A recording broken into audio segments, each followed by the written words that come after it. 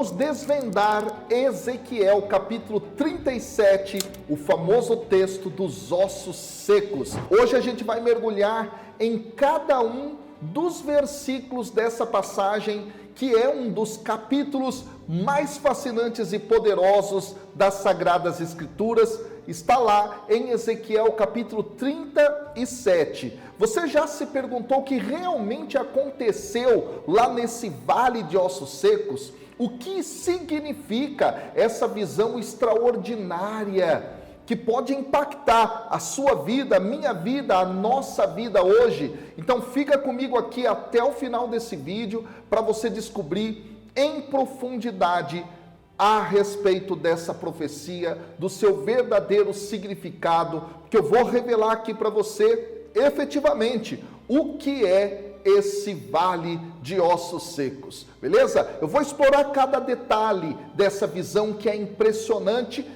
passando pela questão da obediência de Ezequiel, a ordem que Deus deu para ele, falar sobre o sopro de vida, que trouxe restauração, enfim. Prepare-se para poder desvendar comigo esses mistérios maravilhosos e poderosos que eu vou trazer aqui para você agora. E eu garanto que você não vai perder absolutamente nada dessa passagem. Vai ser algo maravilhoso, beleza? Então se ajeite aí, curta esse vídeo, se inscreve aqui no canal, ative as notificações para você não perder absolutamente nada e, claro, deixa aqui o seu comentário, ele é muito importante. Coloca um amém, um glória a Deus, põe uma pergunta que você quer que eu responda, beleza? Vou me apresentar, eu sou João Cláudio Rufino, sou católico, doutor em teologia bíblica, professor na faculdade de teologia, eu dou aula para seminaristas de várias dioceses e congregações,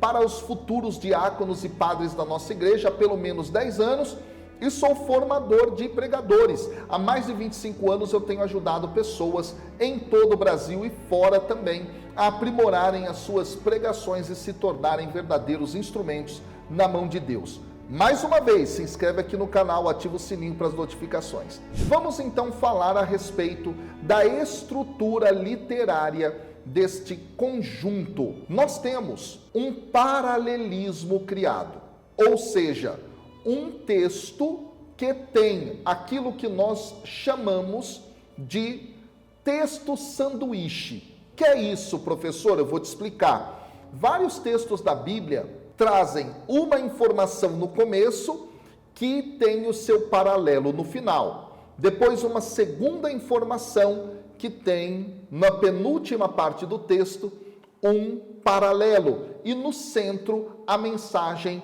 mais importante. Esse texto traz esse tipo de paralelismo.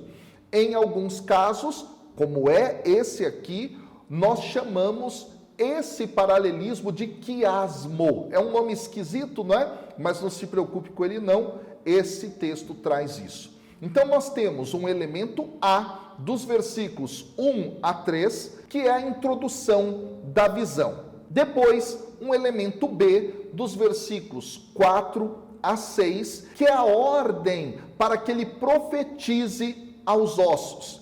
Depois, o elemento central no C, que é o versículo 7, juntamente com o versículo 8, é a reação desses ossos. Depois, um B, linha, exatamente, esse apóstrofezinho aí colocado, nós chamamos na exegese bíblica assim, B, linha, dos versículos 9 e 10, a ordem para profetizar ao Espírito, e por fim, no A, linha, dos versículos 11 a 14, nós temos a interpretação da visão.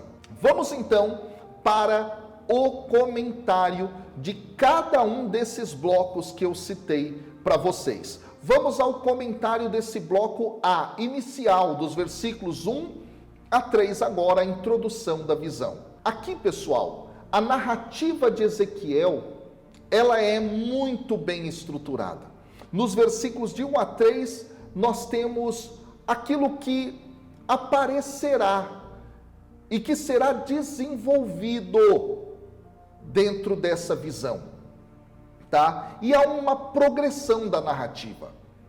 O texto fala dessa visão dos ossos secos até a pergunta de Deus e a resposta de Ezequiel. Isso vai criar uma tensão narrativa, que vai sublinhar essa improbabilidade da ressurreição daqueles ossos e, ao mesmo tempo, vai destacar a soberania divina.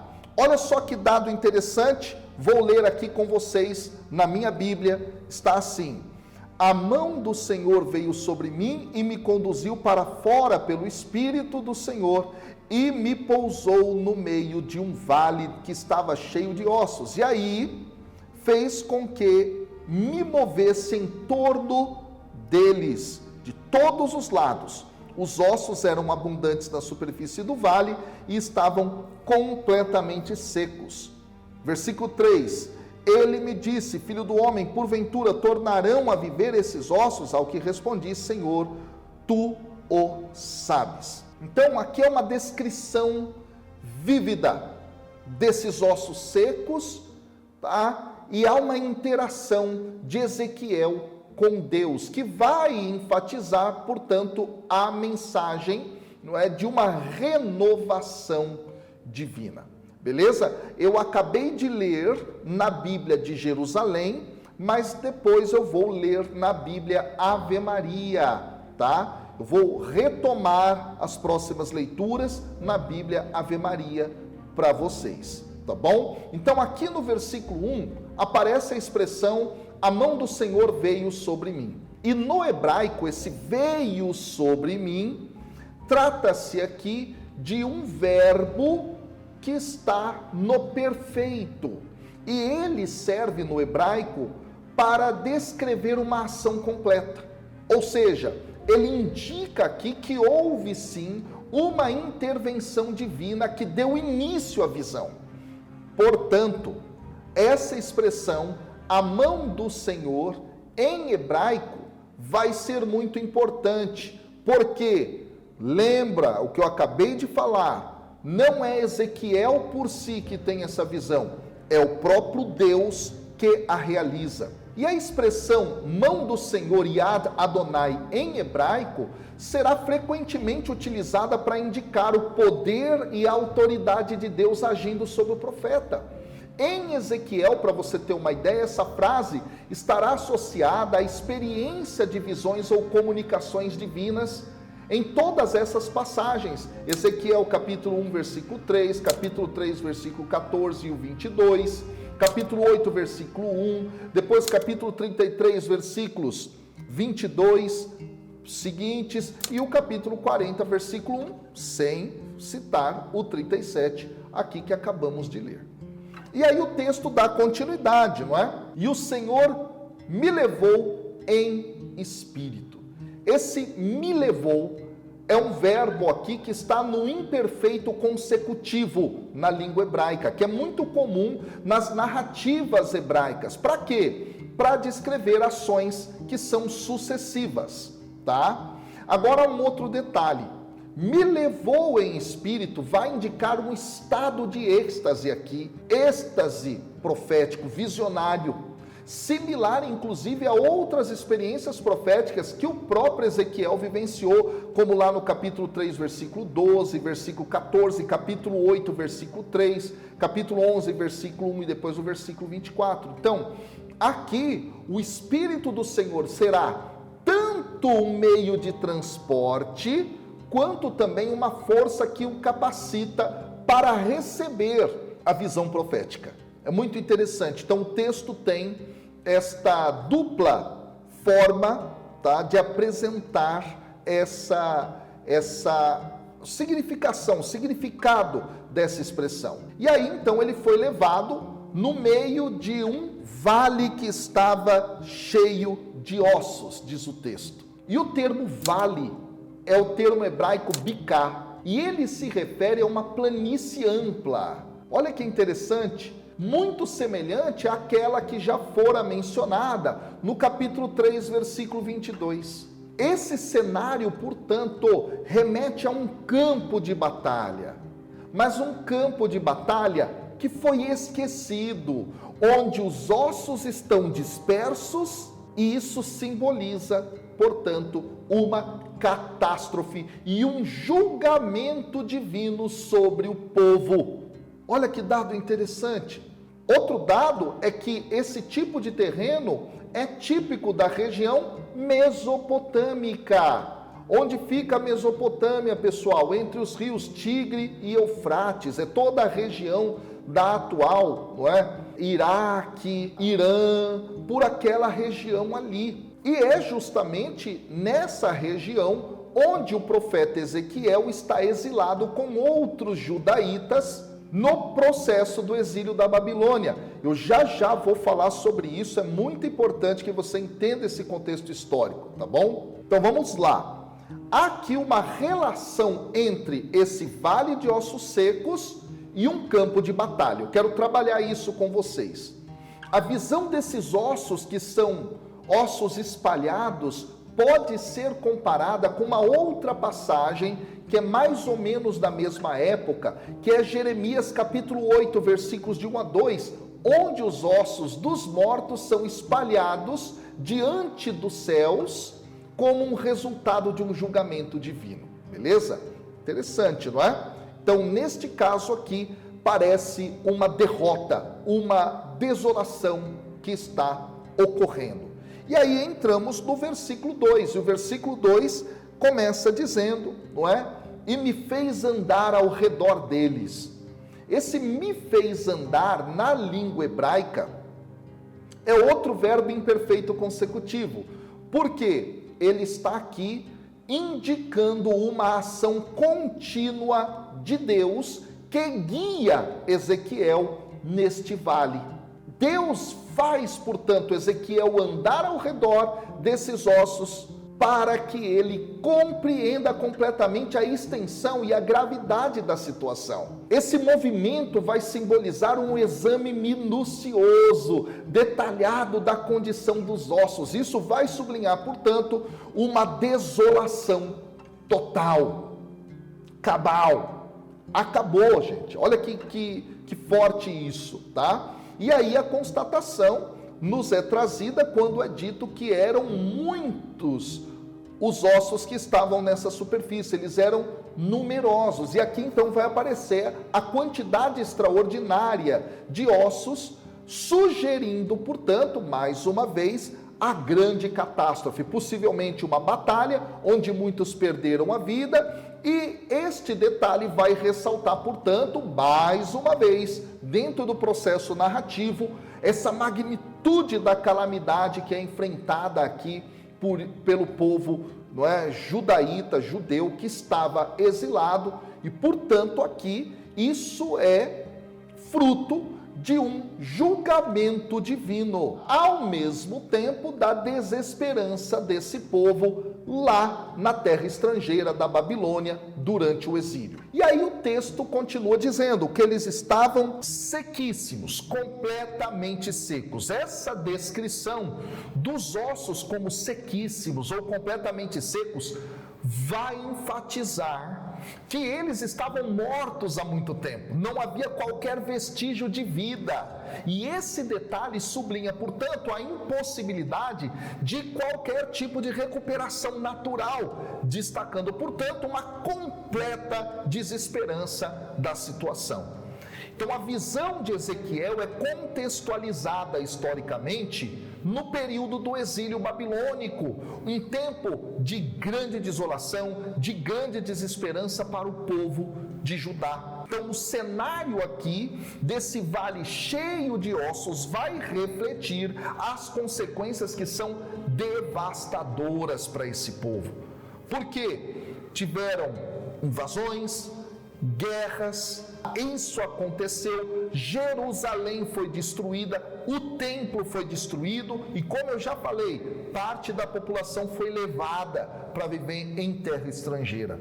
Então, nesse caso, a imagem dos ossos secos é essa imagem onde uma guerra aconteceu, tá? E esses corpos não foram enterrados adequadamente, ou seja, foram deixados espalhados nesse campo de batalha. E aí então o texto continua há uma pergunta aqui. Essa pergunta é feita. Deus pergunta agora a Ezequiel: o filho do homem, esses ossos podem voltar à vida? Deus questiona Ezequiel sobre a possibilidade da vida para esses ossos. É claro, é uma pergunta aqui que vai destacar novamente a improbabilidade da ressurreição desses ossos. Eles estavam completamente secos, o narrador disse anteriormente, e a narrativa é feita pela própria voz do profeta. É muito interessante. E essa questão, essa pergunta serve para provocar uma reflexão, tanto em nós, ouvintes, leitores dessa narrativa, quanto também no próprio Ezequiel.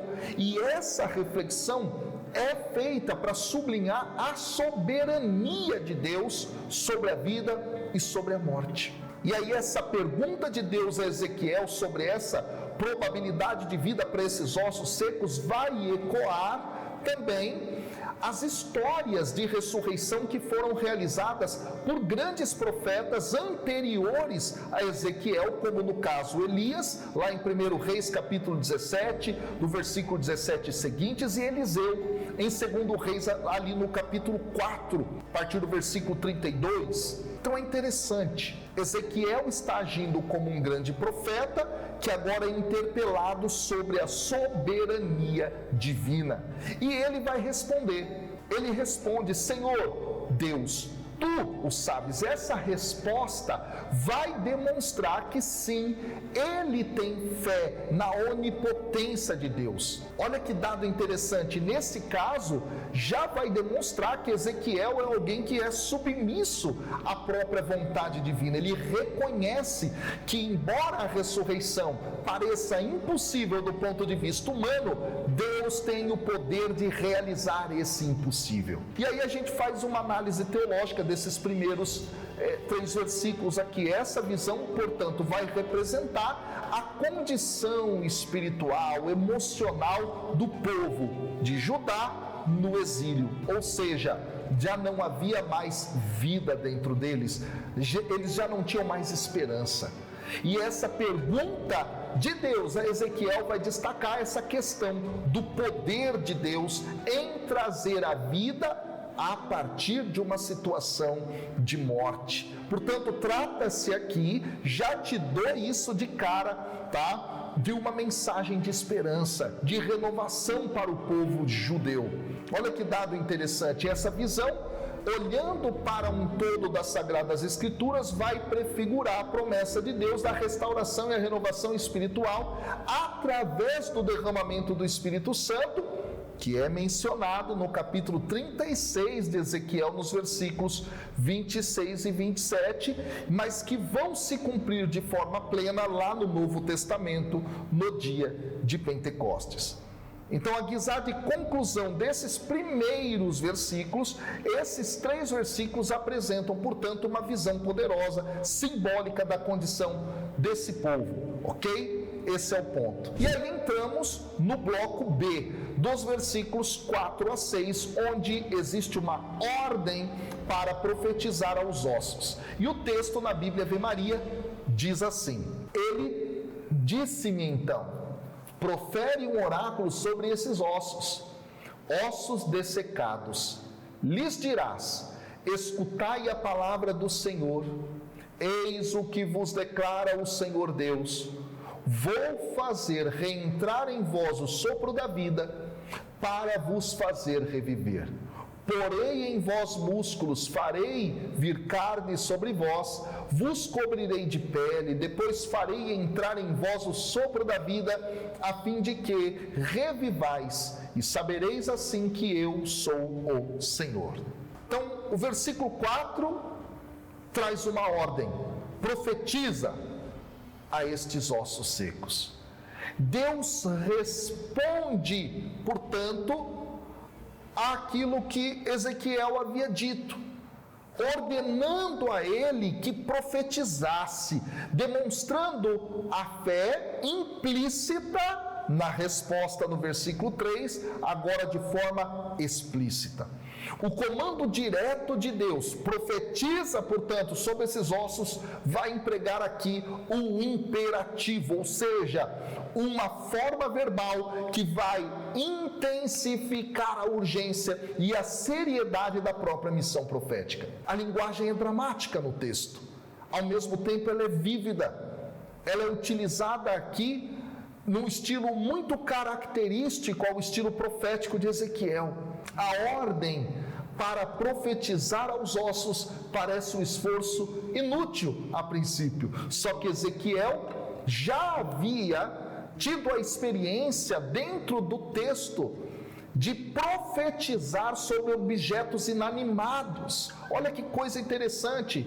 E mais recentemente, à luz, desse texto aqui, ele fez isso no seu oráculo de restauração para os montes de Israel, no capítulo 36, versículo 1. Olha que interessante. Então Ezequiel já tinha profetizado a objetos inanimados. É claro que agora a situação é mais grave.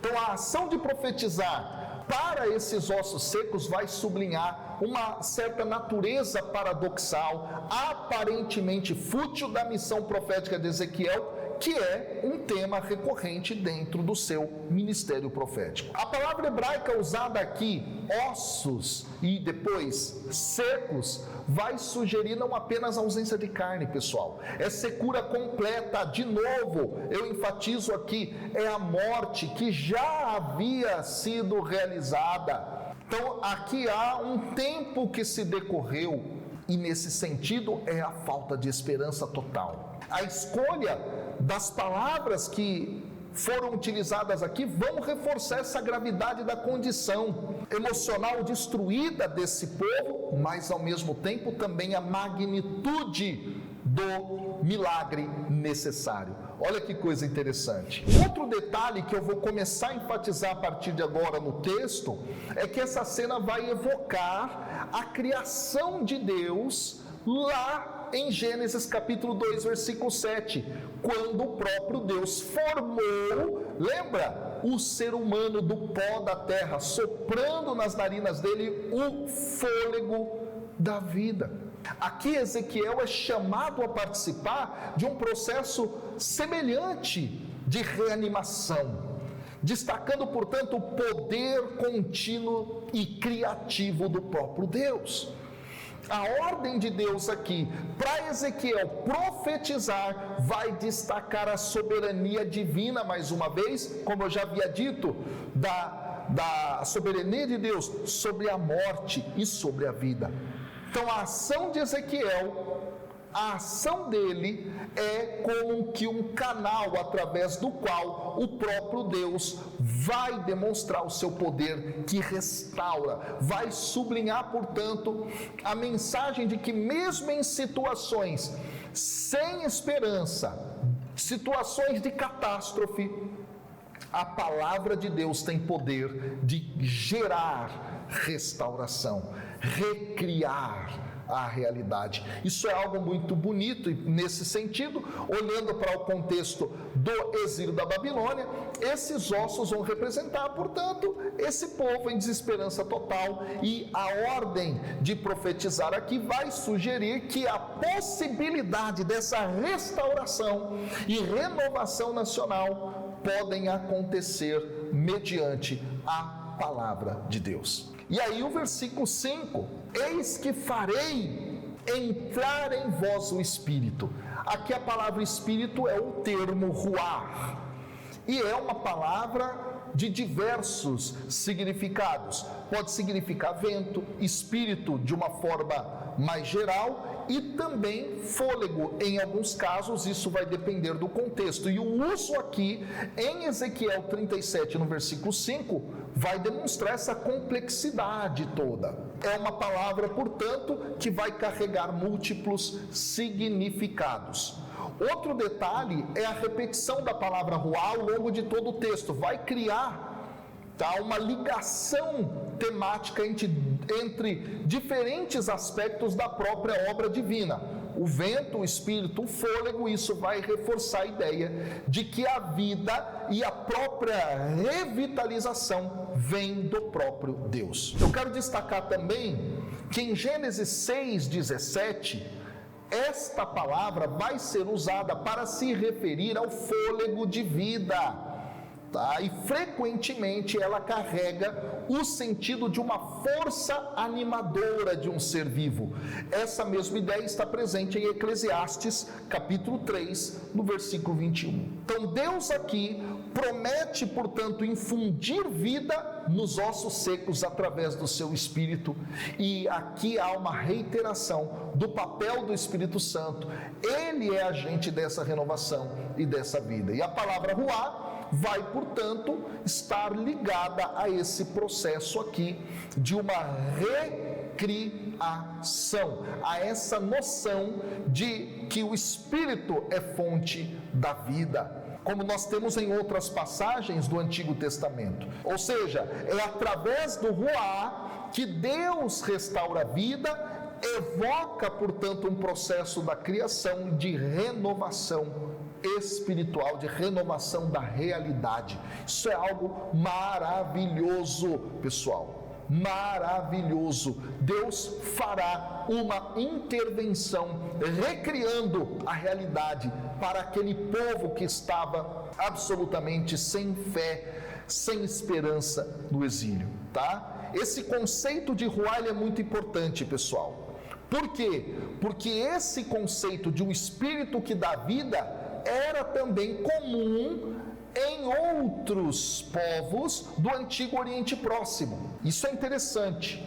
Tá? Um paralelo aqui extra-bíblico que eu quero trazer, por exemplo, em textos egípcios aparece também essa figura, uma figura de um espírito, de um ar, de um vento, que está na realidade gerando vida. Aqui não é diferente, aparece essa mesma realidade, só que é interessante observar aqui como esse Espírito é realizador da vontade divina, aqui no caso da teologia bíblica, ok? Bom, o que vai acontecer aqui?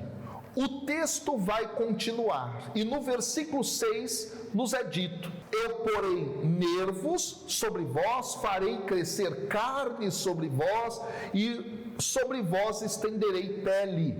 Então observe, não apenas ossos serão reanimados, tá? Não são caveirinhas que vão levantar, mas eles serão completamente restaurados, tendões, músculos, pele. E os termos hebraicos que são utilizados aqui para nervos, carne, pele, são termos bem específicos, são termos técnicos. Trata-se, portanto, de termos que demonstram uma compreensão anatômica. Olha que dado interessante. A precisão, então, da linguagem aqui vai reforçar a seriedade e a clareza dessa visão profética. Isso é muito interessante. Essa descrição, portanto, é a descrição detalhada de um processo de restauração corporal.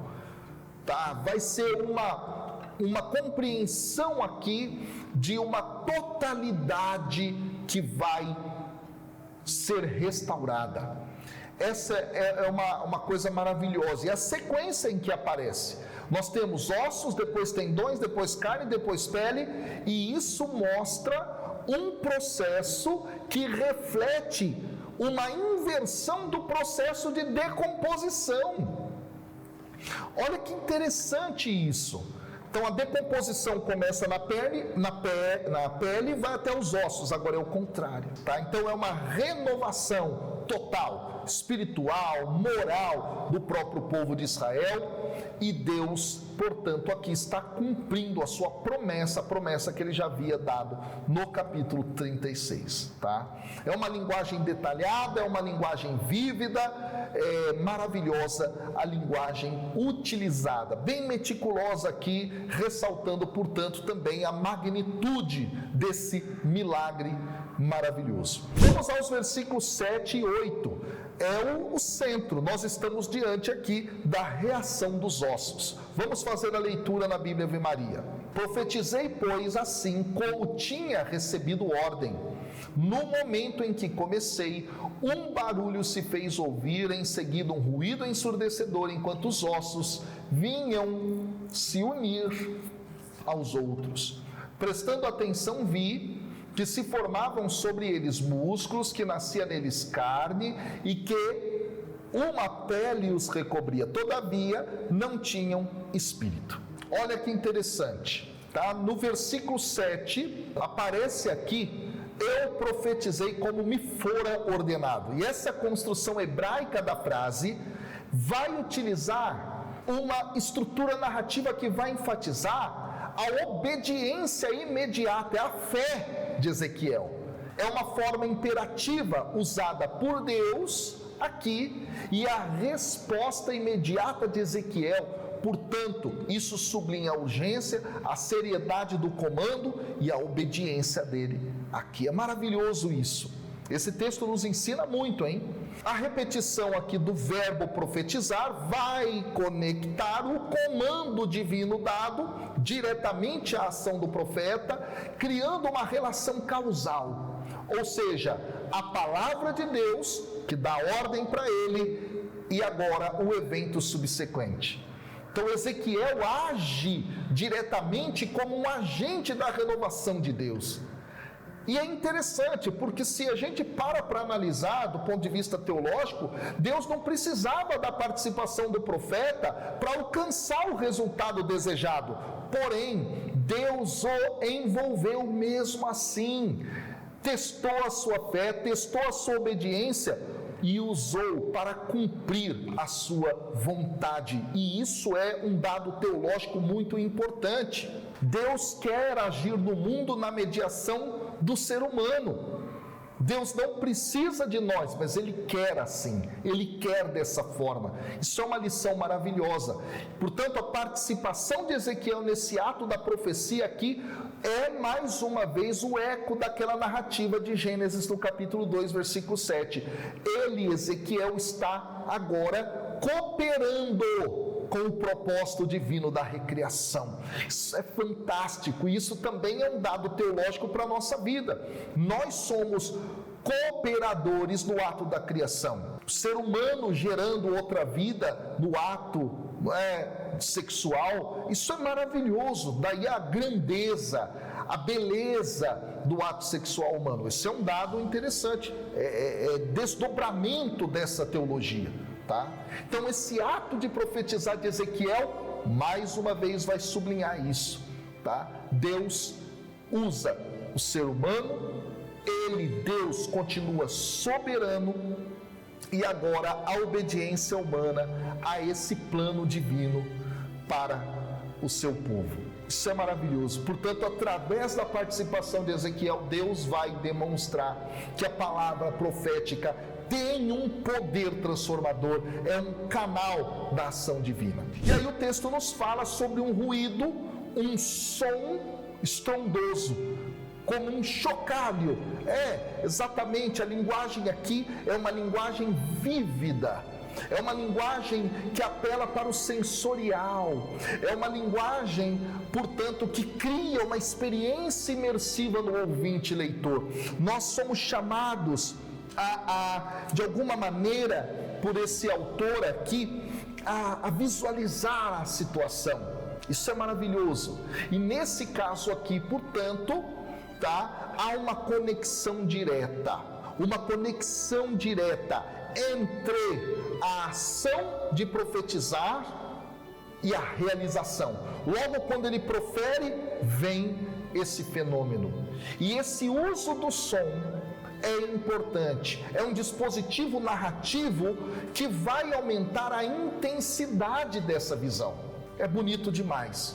E aí, no texto hebraico, a gente tem aqui a combinação de duas palavras. A palavra kol, que significa ruído, mas também significa voz. Então, há um duplo sentido aqui interessantíssimo. E a palavra ra'ash, que significa chocalho ou terremoto. Então, a união dessas duas palavras enfatiza o impacto auditivo e sinestésico no processo narrativo. Trata-se, portanto, de um evento dramático, um evento fabuloso, um tremor e um barulho acontecendo.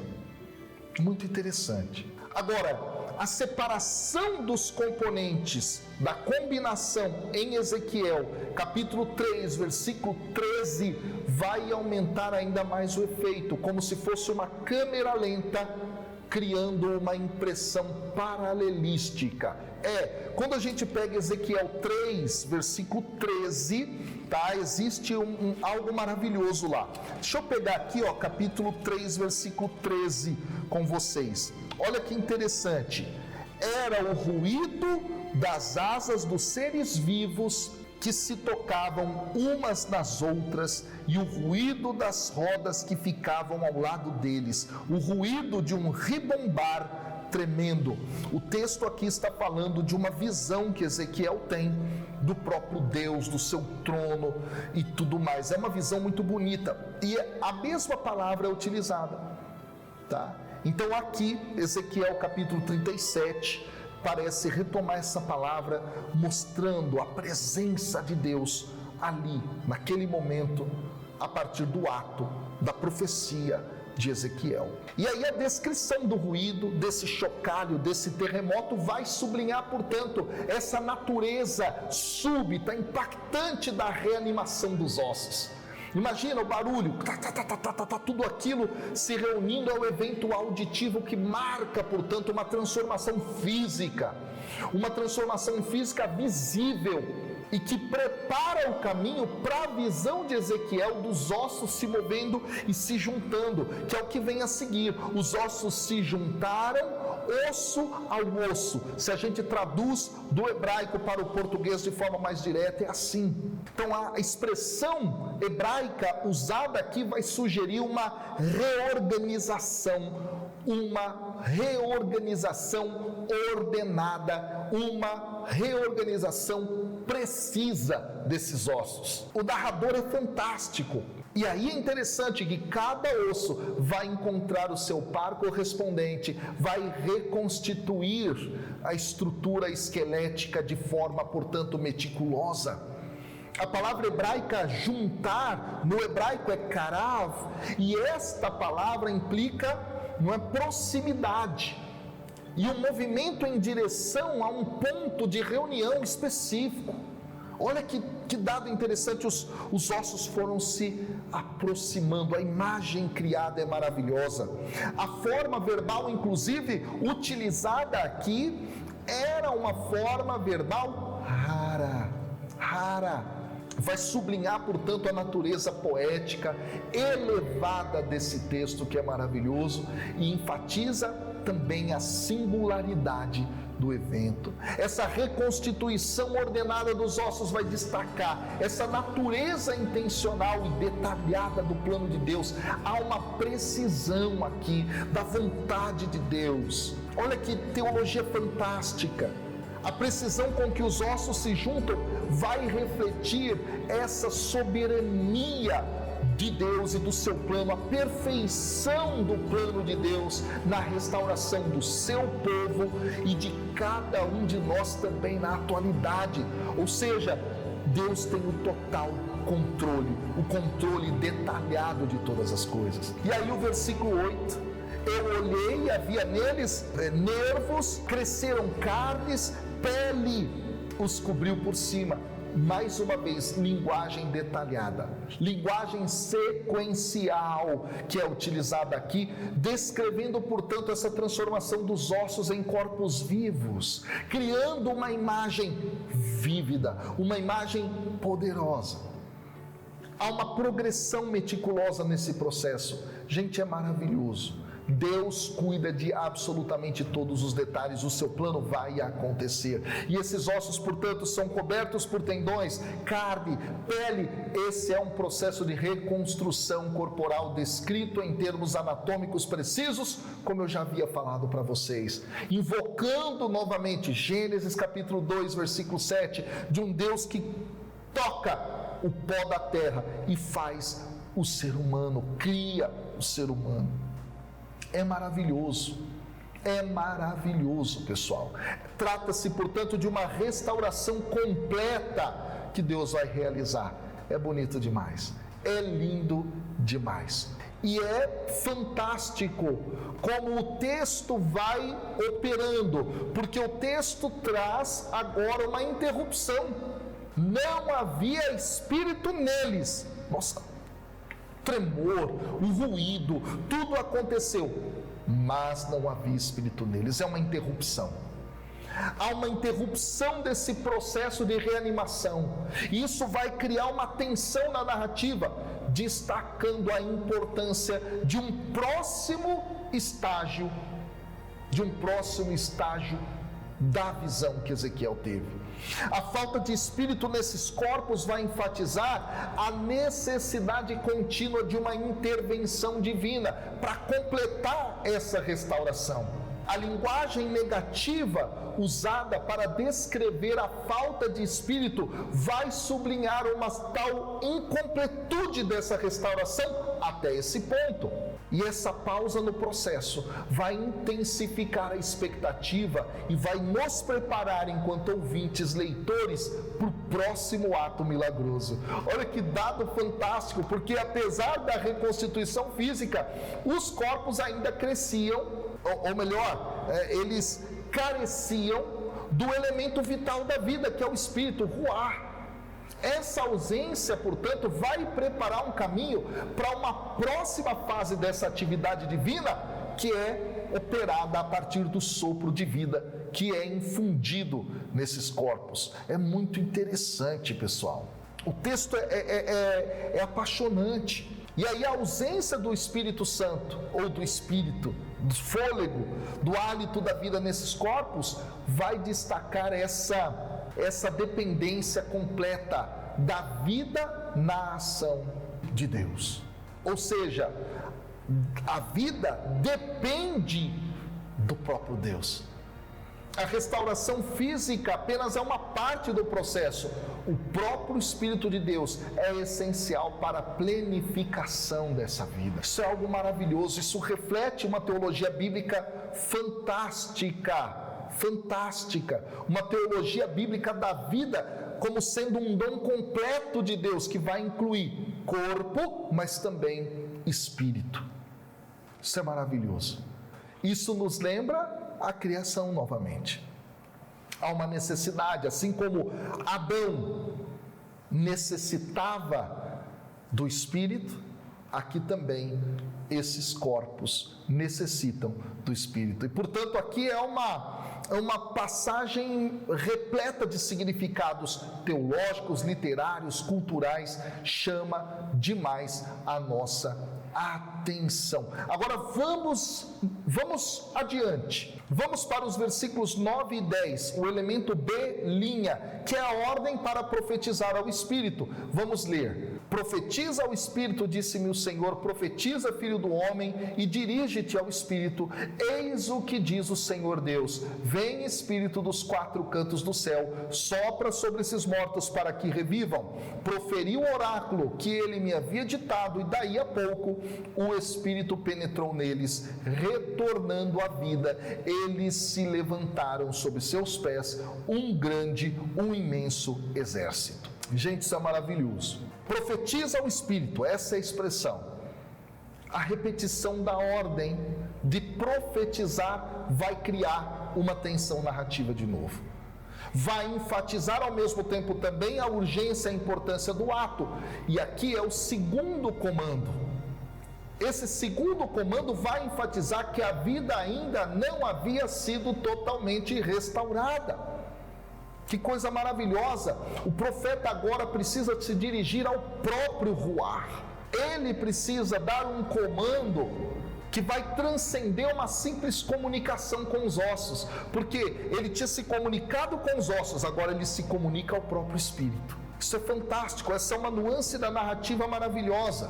E aí a profecia anterior prometeu fôlego antes dos tendões, da carne e da pele. Então isso é bonito, é um detalhe da narrativa que muitas vezes a gente perde.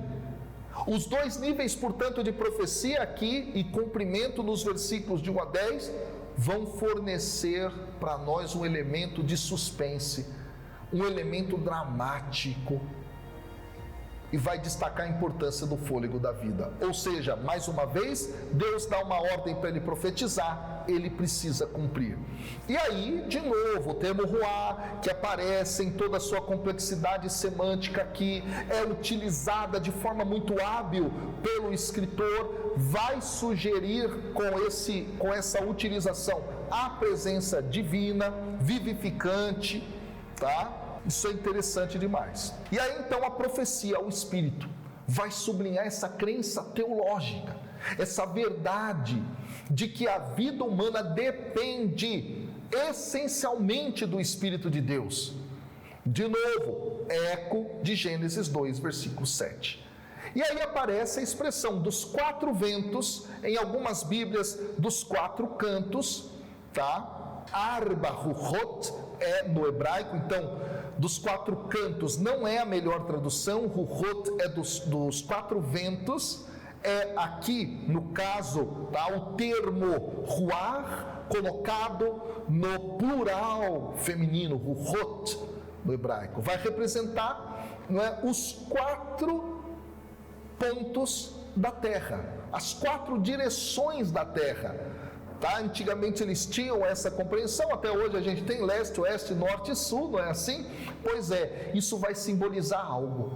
O que é o simbolismo disso? A universalidade do poder vivificante de Deus.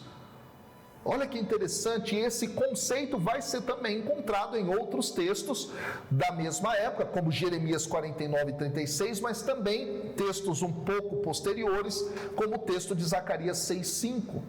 E essa compreensão dos 4 pontos da realidade vai ter a sua raiz, não é, em cultura mesopotâmica. É interessante porque Ezequiel está lá, realmente nessa região da Mesopotâmia, no exílio na Babilônia. Tá?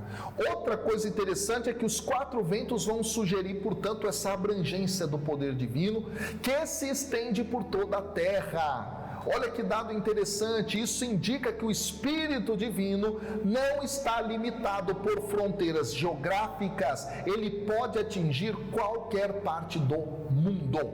Então Deus é soberano do mundo, é soberano do universo, ele tem o seu poder espalhado por toda a realidade. Não que as coisas são divinas, tá? Isso é panteísmo, mas Deus está presente no mundo. Deus é onipresente. Olha que coisa maravilhosa. E aí o texto fala, não é sopra sobre esses mortos. Essa visão de Ezequiel aqui, ela é interessante, porque ela pode ter sido influenciada por uma prática comum no Antigo Oriente Próximo, de deixar os corpos sem enterrar depois das batalhas. E isso é atestado em textos antigos, existem tratados antigos onde isso se mostra. Por quê? Porque deixar o corpo abandonado num campo de batalha era um tratamento abominável aos cadáveres, era associado à maldição. Inclusive o livro do Deuteronômio trabalha isso em Deuteronômio 28, 25 a 26, Jeremias 34, 17 a 20, ou seja, deixar o cadáver assim ao léu era uma maldição completa. Então nesse caso era como se o povo estivesse numa maldição completa e Deus vem para atuar. E o Espírito sopra sobre eles de acordo com a narrativa. Isso é maravilhoso aqui. A narrativa vai ser dividida em 2 partes. Vai criar um suspense, vai ressaltar a força dessa figura. Primeiro, então, os ossos vão ser reconstituídos no corpo, estavam sem vida. Em seguida, num segundo momento, a profecia, o Espírito, a vida vai ser restaurada e vai haver aqui, portanto, um destaque desse poder divino, um destaque do próprio agir de Deus. Isso é algo realmente maravilhoso. E aí vem o versículo 10, e o Espírito entrou neles, ou seja, depois de profetizar, se dirigindo ao Espírito, o próprio Espírito entra nesses corpos, permite, portanto, a vida e eles se levantam como um exército extremamente numeroso.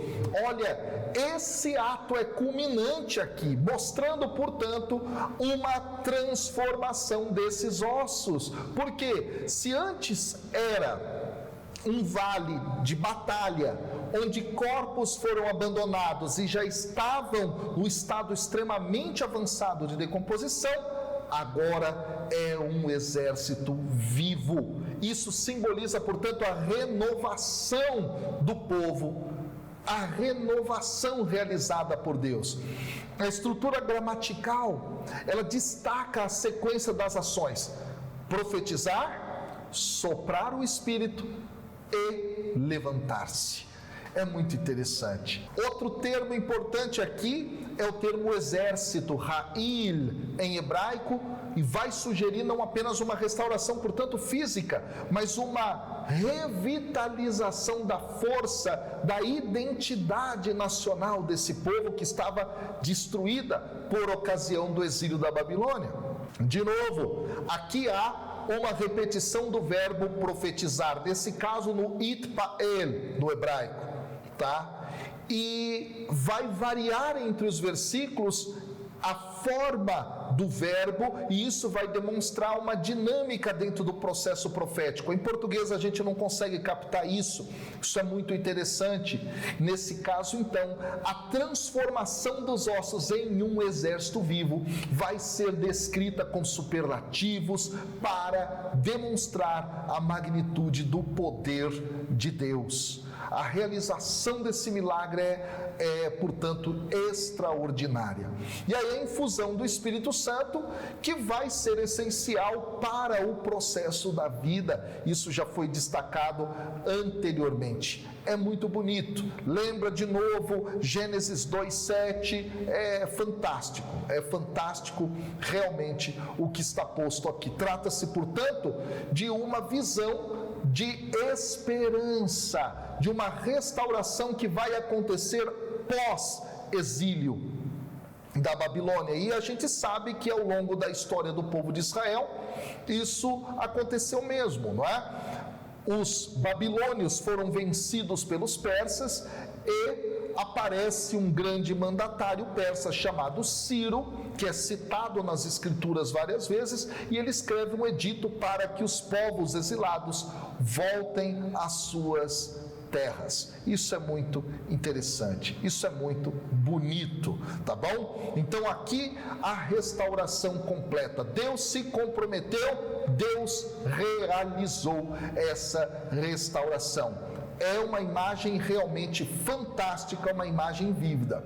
E aí o texto vai terminar nos versículos 11 a 14, trazendo a interpretação da visão. Muitas vezes esses versículos são negligenciados, as pessoas não leem. Vamos lê-los aqui então, nesse momento.